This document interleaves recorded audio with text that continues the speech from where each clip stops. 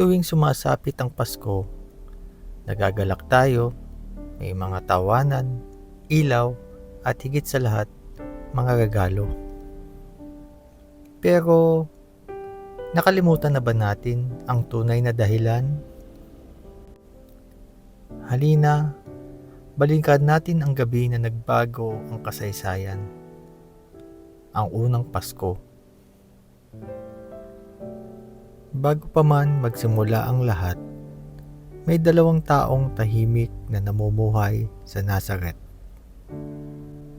Si Maria, isang dalagang payak ang pamumuhay, isang babae na kilala sa kanyang pananampalataya at malinis na puso.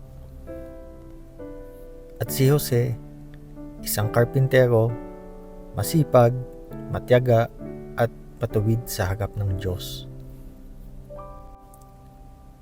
Sila ay nakatakda ng ikasal, ngunit ayon sa kaugalian ng kanilang panahon, hindi pa sila nagsasama.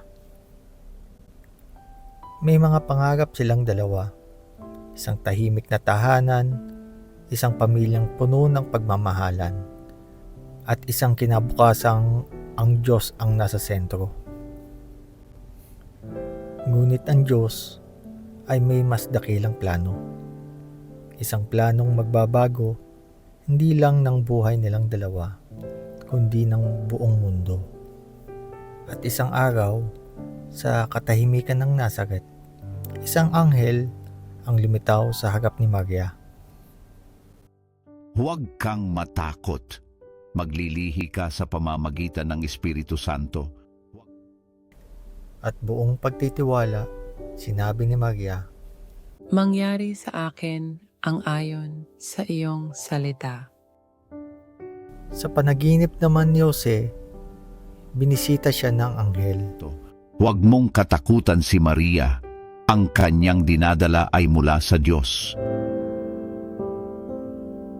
At tinanggap niya ang kanyang tungkulin na maging tagapangalaga ng tagapagligtas. Sa paglipas ng mga buwan, dumating ang panahon na ang lahat ay dapat magpatala sa kanilang pinagmulan.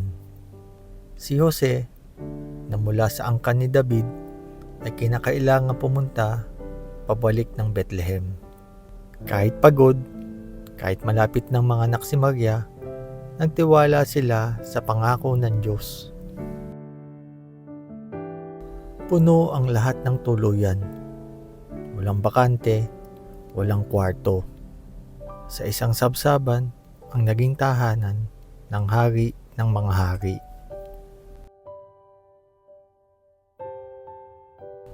At sa katahimikan ng gabi, isinilang si Jesus. Binalot sa lampin, inihimlay sa sabsaban. Ang kaligtasan ay naparito sa mundo. Sa kaparangan, nagbabantay ang mga pastol. Biglang lumiwanag ang kalangitan.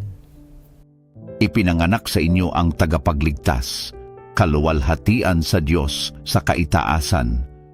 Sila ang unang nakarinig, sila ang unang naniwala.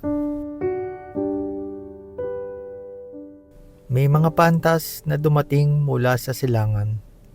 Sinundan nila ang tala hanggang sa huminto ito sa kinaroroonan ng bata. Lumuhod sila, sumamba sila, at nag-alay ng ginto, insenso, at mira para sa tunay na hari.